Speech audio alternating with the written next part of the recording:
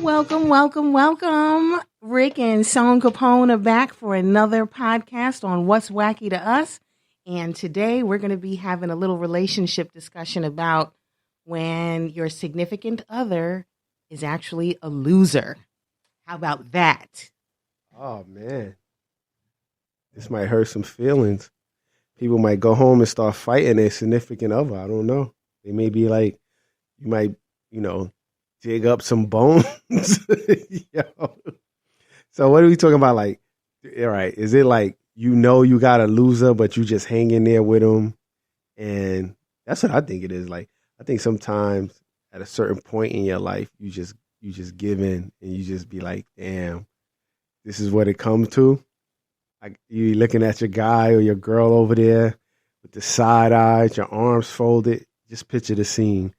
Side eye, arms folded, with a snarl on your face. Like, everything this person do irritates you. But guess what? You don't do nothing about it. You just continue to stay in the relationship. Do people really know? Like, or maybe sometimes people don't know. You think they really know? When you think as a woman, because I know as a man, if I was messing with a loser chick, I would know. And it would be certain things I would be doing.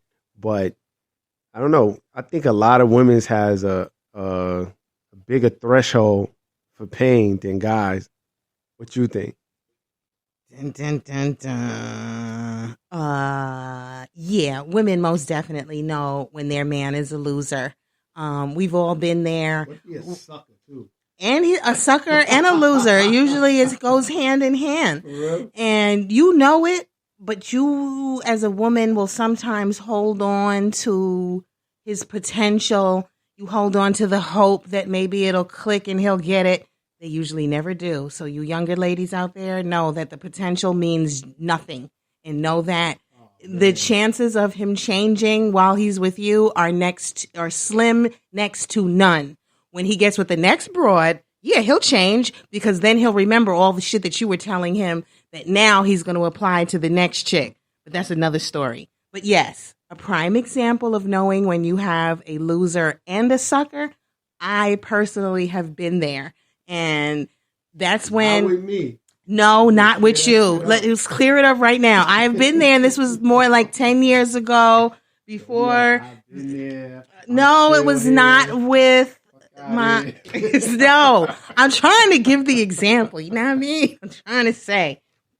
Now, some of our listeners actually know this fool. But the prime example was one day at the supermarket, I was on the customer service line, and this dude literally cut in front of me and acted like, too bad, you don't have to like it. So when I was like, excuse you, the back of the line is over there, he still caught the crazy attitude. My dude was nowhere to be found until this situation started to escalate, because then when I was like, yo, you got to get to the back of the line. I know you saw me standing here kind of thing. This ignorant fool is going to tell me basically like to quiet down, and like, he made some insult about being on welfare. And that's when I lost my mind, because that's when I was like, okay, this is going to go in a completely other direction. And please know, I am accustomed to a man like Rick who would not have that shit. My dude comes walking up, doesn't do anything except suggesting to call the police. Mind you, I had already defended myself, cursed this fool out, made demands to the cashier to get this fool off the line. Here comes this sucker talking about, calm down. I'll just call the police. I'm throwing submachine gun owls at this fool, because the look on my face, think of the Rihanna meme when she's looking at Chris Brown with the snarl. That's exactly how I felt in that moment. And I was like, this will never happen to me again. Mind you, it didn't. And yes, prior to that, I was well aware that he was a loser and a sucker. But then you couldn't even defend me. And that's when it's like, it's all over. It's all over. So prior to that, to clear that up, that wasn't me. I just want y'all to know that was not me. That was when Son was You know, we was apart for a very, very long time. Our backstory is we was at each other's throats back in the day. We was apart, even though we had like 3 kids. And then, you know, we got back together, and this is what it is. This is what it is. But and let me just say, Rick has always defended me in my honor, and he has never backed down from any situation ever. Not ever. Yeah. Y'all see that? Kudos to me. But anyway, yeah, I know people get caught out there. Like, let me see, have I ever? Yeah, yes. Have I ever messed with a loser chick? Yes. Like, you don't even know nobody I mess with. Like, really, yes. You think you do? It was on. You don't know if they was a loser or not. How could you say you don't know what they did? First of all, I've messed with very few losers. That's number one. Because you talking about like being in a serious relationship or just messing with somebody. Like me, I've never been in a serious relationship with no loser chick. Have I had flings? Of course I did. You know, it's just one thing about me. I am very aware of potential. So I will use you for what it is. Like, I am going to say use. I will use you for what you have to offer. Honestly, that's me. You know, when it comes to females, like, I will know off top. Yo, I see you like, damn, this chick ain't progressing. She ain't thinking about going to school. A job is bullshit. Like, you know, if this was the 90s, I'd probably be bagging up in your house. But it's like, yo, hell yeah, I'm keeping 100. That's what dudes did in the 90s when we found loser chicks. We'd be like, oh shit, she got an apartment. That's all she has to offer. Motherfuckers probably is bagging up. But anyway, that's decades ago. But yeah, man, people know, and people use them. Like, you may use them for comfort, you may use them for sex. You may use them, you know, it's like, nigga, go to the store, or, you know, chick, you know, go do this. You know, it is what it is. A lot of us been there, but we definitely want to know your thoughts, and we hope we spark that nostalgia of back in the, I hope it is nostalgia. That is something back in the day that, you know, you'd be like, dang, I did go through that. I hope you're not going through it now, but if you are, hey, hope the switch come on. Get rid of the loser. You know what I'm saying? Pump your brakes. We're going to pump the brakes twice. We're going to get rid of the loser. And we're going to get back on track to you being great. Yo, that's like crazy, right? Everybody always saying be great. Everybody can't be great. It's like impossible for everybody to be great. Some people are not. In your own little world. Nah, some things people just see. That's that. That's that. Like, what you call that? That's like the participation trophy. Like, right there, like, you were great. No, you suck. You can't. It's like, all right, we're going to jump off the subject because that's what we do. Things about to get wacky. I'm going to jump off the subject. I'm going to go say Sakari Richardson. Like, everybody be like, oh, but what she did. Nah, but what she did the other day, she came in last place. And then she was talking a bunch of crap instead of being like, she should have really, I ain't going to tell a person how to act. Because I don't know your feelings, and I know she's young, and you fly off the handle. Because honestly, that statement was coming from a place of hurt and embarrassment. So she was flying off the handle. I picked up on that right away. That's why when people always curse when they really have nothing else to say and they want to be aggressive, they start cursing crazy. They just start getting mad curses. All before this, when she was winning, nah, you know I'm good. You know that's what I do. Ain't near curse come out your mouth. Now you lose and you come in last. You already know it's going to be a hellstorm because she's always on social media. And that's probably like her biggest downfall. She want to be viral and want to be like out there, you know, at this party. Because after that was, let's Sakari run campaign and all that. Sometimes you start drinking your own Kool-Aid.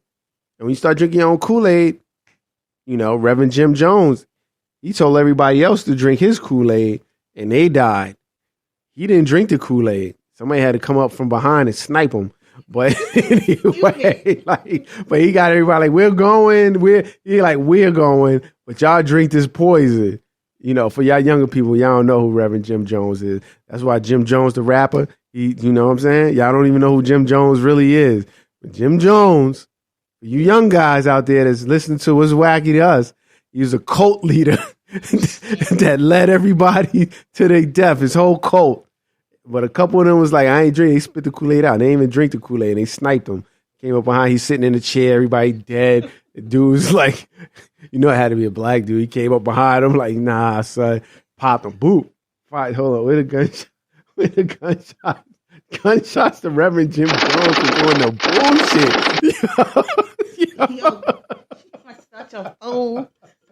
But Bus how I'm going to tie this into the topic at hand. Because Bus how, you know, when people be in cults, a lot of times it be like whole families. It be you and your girl or you and your man be joining a cult and all that. And the next thing you know, some fool is telling you to drink this cyanide-laced Kool-Aid, and you looking at your man like, yo, you brought me here to drink some cyanide-laced Kool-Aid, and you got to give this fool the side eye. That's how Sha'Carri Richardson is out here talking nonsense. You know, niggas is like, yo, you know, how you feel? You came in dead last, ninth. You came in behind everyone. Jamaicans smoked you like an L. Oh, I'm the sixth fastest woman in the world. Y'all don't know. Y'all can talk your shit if you want to. Negro, what are you doing? Let me say something right now. I am the queen of etiquette. So Sha'Carri Richardson and anybody out there who knows her, I'm available for hire, and I will have her on point and with some serious etiquette and how to deal with the media without looking like a damn hood booger. Even though I love Sha'Carri Richardson, not really showing, you know, throwing real shots at her or whatever, but she just did. You know, you came in dead last, and instead of eating that slice of humble pie, like, you know, this was my first time coming back after my suspension. I just got to work a little harder. I'm so proud of the Jamaican ladies that, you know, came through making us black queens look like, you know, I'm just saying, you're supposed to regulate that to be with some humility and some, you know, watch for my smoke that's coming. So again, you got to look at her with the side eye like, Negro, what are you doing? Not calling her a loser, but you get what I'm saying. Sometimes you have to give the side eye of, what is you doing? Baby, what is you doing?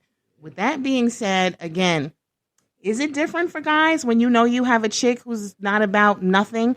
Because in this day and age, you have all these broads out here being like, I need a man who's 6'4". He has to have perfect skin and a six-pack abs. He has to be making $250,000 a year. He has to have 2 cars. Meanwhile, and they have none of that. He don't have none of that. And No, he has they to don't accept have none of me. Right. They don't have none of that, but you have to accept me, my children from my 2 children from 3 baby daddies, and I work at Popeyes. So how does a dude deal with when you suddenly have that epiphany that your broad is also a loser? How does a man deal with that? First of all, I'm gonna tell you how I deal with my sons. You know, because I always told them, like I tell my sons all the time. I said, man, you let no women dictate to you. I'm like, yo, I'm like, man, you know, they tell you it all. They set this high bar. I be like, let me tell you. And my son, he's raps, and he said it in one of his rhymes. I said, let me tell you, you got an E-Class, you're gonna pull that E-Class Benz is gonna pull the same chicks that's in that Bentley. Girls don't care. They be acting like, because you got to be a certain status, you're going to get you a baddie in anything. Man, I used to have hoopty, scooping. I was walking, scooping. It ain't matter. It's you. It's your personality. It's your character. It doesn't matter. Driving a Saab 9000 when he scooped songs. That was back in the day. You ain't know I had it. I didn't. That's right. I was standing. That's right, with nothing. He was my first boyfriend who had a car. Standing. Exactly. I was standing outside. She didn't see the whip. She wasn't like one of them chicks like, oh, I'm about to whip. She didn't even know I had a car. You know what I'm saying? When I was talking to her, she didn't even know I had a